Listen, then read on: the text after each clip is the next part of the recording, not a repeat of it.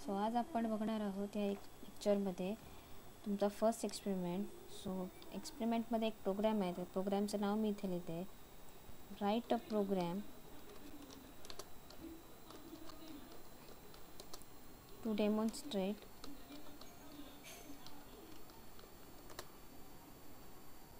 Operator precedence.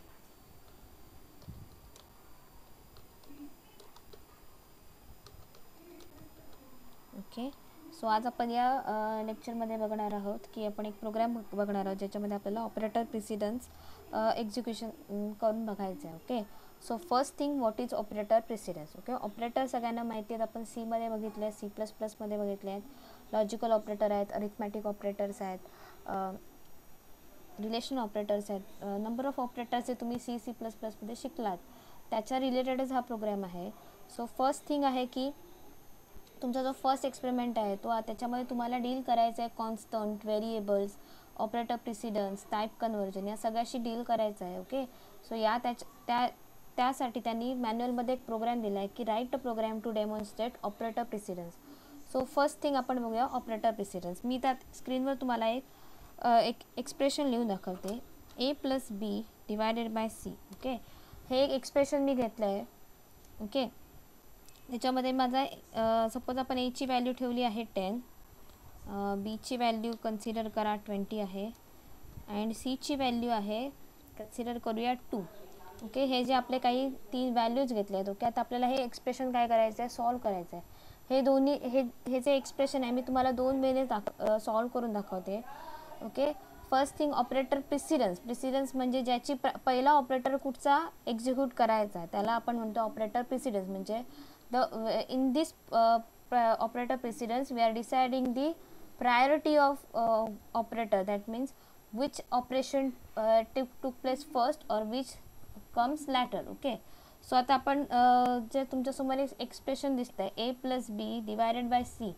Okay, so या expression मध्ये मी values put on करते. बघा, जसं आपण आपल्याला गिवन आहे A ची व्हॅल्यू आहे 10, B ची व्हॅल्यू आहे 20 अँड C ची व्हॅल्यू आहे 2. ओके, नॉर्मली आपण काय करणार, समजा सरळ ऑपरेशन जर आपण सॉल्व करत गेलो तर 20 + 10 होतात 30. सो 30 डिवायडेड बाय 2 केल्यानंतर आपला आन्सर मिळणार 15. ओके, हा झाला एक वे. ओके, पण जर आपण आता बाय युजिंग ऑपरेटर प्रिसिडन्स हे जर एक्झाम्पल सॉल्व करायला गेलो, म्हणजे जर कुठचा ऑपरेटर फर्स्ट परफॉर्म करायचा असं असेल तर आपण कसं परफॉर्म करणार बघूया. सेम आपण व्हॅल्यूज परत पुट ऑन करूया. 10 + 20 डिवायडेड बाय 2. आता या केसमध्ये according to operator precedence the division sign has the higher priority over the addition sign. So first operation would take place here is 20 divided by 10, 20 divided by 2. So मी काय करते बघा, 10 as it is तसंच लिहिते plus as it is लिहितो. So first operation आपण कुठचं perform करतोय 20 divided by 2. So 20 divided by 2 answer येतं 10. देन आपल्याला काय करायचं आहे, ॲडिशन हे ऑपरेशन परफॉर्म करायचं आहे. ओके, सो 10 + 10 काय झालं 20. सो सेम केस बघा, सेम एक्झाम्पल आपण आपलं जे काय आन्सर आहे जे सेकंड वेने आपण जे सॉल्व ते करेक्ट आन्सर आहे. कारण तुम्ही नॉर्मली जरी मॅथ्स किंवा अल्जेब्रामध्ये बघितलं तरी आपण काय करतो, मल्टिप्लिकेशन साईन असेल तर पहिलं मल्टिप्लिकेशन करून घेतो, किंवा जर पहिल्यांदा ब्रॅकेट्स असतील तर आपण काय करतो, ब्रॅकेट्स आधी सॉल्व करून घेतो. ऑपरेटर प्रिसिडन्स म्हणजेच काय, एखाद्या पर्टिक्युलर एक्सप्रेशनमध्ये कुठचं जे काही ऑपरेशन आहे ते फर्स्ट परफॉर्म करायचं जेणेकरून आपल्याला करेक्ट आउटपुट मिळेल, हे बघणं म्हणजेच काय ऑपरेटर प्रिसिडन्स. ओके, हेच आपण आता काय करूया, प्रोग्राममध्ये ह्याचं कन्वर्जन करूया. सो फर्स्ट थिंग मी काय करते, कमेंट देते या सगळ्यांना. आपण हा जो काही कोड म्हणजे हे जे काही एक्सप्रेशन सॉल्व केलं आहे तेच आपण काय करूया, कोडिंगमध्ये कन्वर्ट करूया. ओके, इथे बघा मी write a program to demonstrate operator precedence हे जे काही नाव म्हणजे एम लिहिलं आहे त्या एक्सपेरिमेंटचं, त्याच्या पुढे मी डबल स्लॅश दिले आहेत. ओके, बॅकवर्ड स्लॅश दिले, double backward slash. Okay, comment जर आपल्याला सिंगल लाईनला कमेंट द्यायची असेल तर तुम्ही काय करू शकता, डबल बॅकवर्ड स्लॅश देऊ शकता. आता मला हा जो काय होल जे मी काय लिहिलं आहे एक्सप्रेशन्स 2 वेने, त्या सगळ्यांना काय करायचं आहे, कमेंट द्यायची आहे. सो मी काय वापरलं, बॅकवर्ड स्लॅश स्टार, आणि मला कुठपर्यंत कमेंट ठेवायची आहे तिथपर्यंत मी काय करणार, again star and backward slash. So इथपर्यंतचा जो माझा पार्ट आहे एका ब्लॉकमध्ये म्हणजे तो काय झाला, आता माझा कमेंट पार्ट झाला. ओके, आता हे जर मला एक्झिक्यूट करायचं आहे प्रोग्रॅममध्ये एक्झिक्यूट करायचं तर फर्स्ट थिंग सी प्लस म्हणजे कुठचाही प्रोग्रॅममध्ये आता आपण सी किंवा टर्बो सीमध्ये आपल्याला काय करावं लागतं, हेडर फाईल इन्क्लूड करून घ्यावी लागते. सो फर्स्ट थिंग आपण इथे एक हेडर फाईल इन्क्लूड करून घेऊया. सो याचे आपण वापरतो hash include. Okay, remember one thing, in CPP you have to use iostream.h. Okay, इथे STDIO वापरायची नाही आहे कारण तुम्हाला CGR आहे, DSU आहे. ओके, DSUचे पण काही प्रोग्राम्स तुम्ही टर्बो सी यूज करता, CGRचे काही प्रोग्राम्स तुम्ही बाय युझिंग टर्बो सी करता, पण त्याच्यामध्ये आपण STDIO वापरतो. पण इन केस ऑफ OOP और in case of C++ you have to use iostream for your input output purpose. So मी इथे iostream लिहिते. ओके, त्याच्यानंतर नेक्स्ट थिंग आहे की आपल्याला काय करायचं आहे, next file header file include करून घ्यायची आहे. सो नेक्स्ट हेडर फाईल आहे hash include conio.h. Okay, so conio.h मध्ये काय यूज करतो आपण, की आपल्याला माहिती आहे आपल्याला क्लिअर स्क्रीन वापरायचं आहे, आपल्याला getch हे फंक्शन वापरायचं आहे. सो त्यासाठी आपल्याला conio.h हे फंक्शन का आहे, सॉरी ही हेडर फाईल का आहे, मस्ट आहे. सो आपण इन्क्लूड करून घेतली second file conio.h. Okay, again आपण एक सिम्पल प्रोग्राम करतो आहे. सो फर्स्ट थिंग कुठच्याही प्रोग्रामचं जे काही एक्झिक्युशन आहे ते आपल्या मेन फंक्शन एक्झिक्यूट होतं. सो मी मेन फंक्शन लिहून घेतलं आहे, स्क्रीनवर बघा तुम्ही. ओके, त्या वॉइड मेनमध्ये आपण काय करतो आहे, तुम्ही बघा मी पेअर ऑफ कर्ली ब्रॅकेट वापरली आहे. It's a better to use opening as well as closing bracket at a same time. Okay, त्याच्यानंतर तुम्हाला जो काही कोड लिहायचा आहे तो आपण काय करणार आहोत तिथे लिहिणार आहोत. ओके, आता वरती आपल्याला ह्या एक्सप्रेशनमध्ये 3 व्हेरिएबल्स लागले आहेत. ओके, सो आपण ती तिन्ही व्हेरिएबल्स डिक्लेअर करून घेऊया. सो तो जो काही डेटा आहे तो न्यूमरिक डेटा आहे. सो मी इंटीजर हा डेटा टाईप वापरला. So integer A is equal to same values assign करूया 10.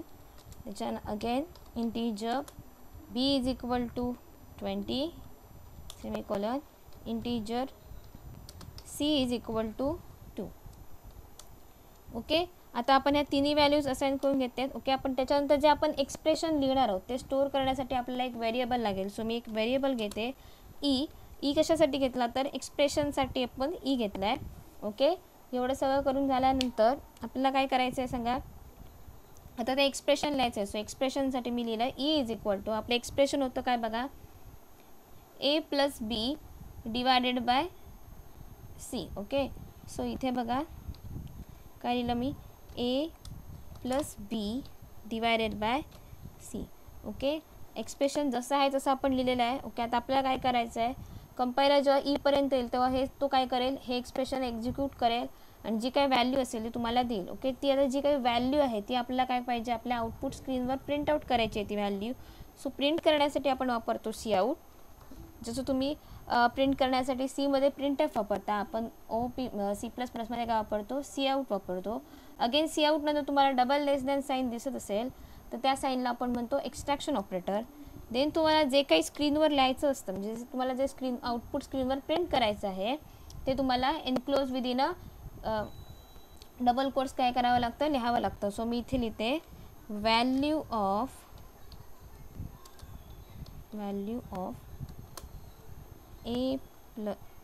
A plus B divided by C is. Okay, statement आहे, तुम्हाला जसं काय वाटेल तसं यायचं आहे.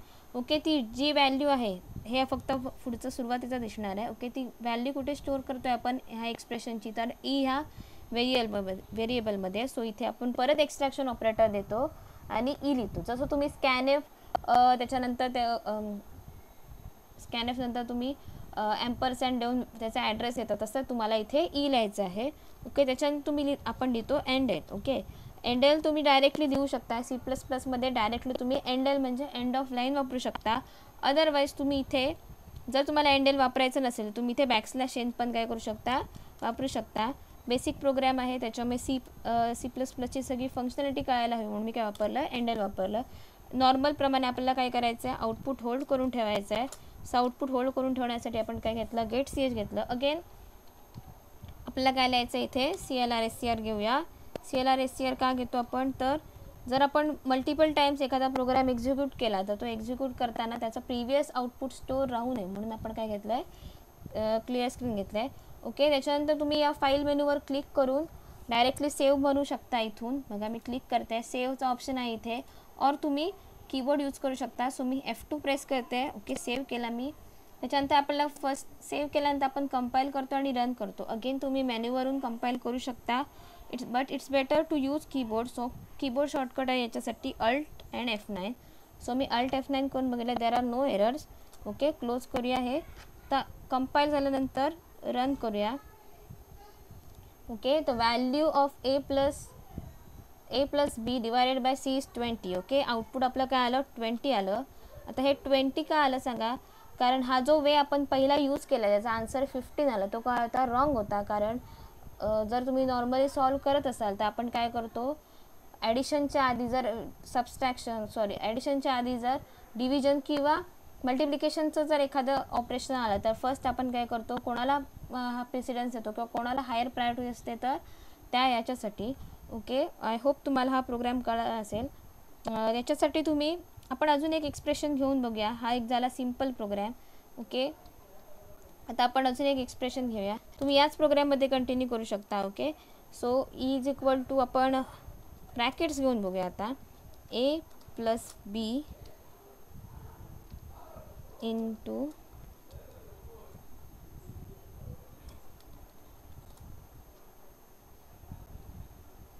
b divided by c. Okay, expression तुम्हाला वाटेल ते तुम्ही घेऊ शकता. अगेन मी हे वरचंच काय करते आहे, लाईन काय करते आहे, कॉपी करते. कॉपी करण्यासाठी एडिटमध्ये तुम्ही जाऊ शकता, कंट्रोल इन्सर्ट वापरू शकता, इथून कॉपी करू शकता, किंवा कीबोर्ड शॉर्टकट आहे control insert. Okay, control insert केलं मी. ओके, आता तुम्हाला जिथे कुठेही ते पेस्ट करायचं तिकडे कर्सर घेऊन जायचं आणि शिफ्ट इन्सर्ट प्रेस करायचं. ओके, शिफ्ट इन्सर्ट प्रेस केल्यानंतर ते काय होणार, आपोआप पेस्ट होणार. सो आता मी फक्त काय करते, हे जे काही एक्सप्रेशन आहे ते फक्त काय करते, चेंज करून घेते. बघा, ओके, इन्स्टेड ऑफ डिव्हिजन आपण काय वापरले,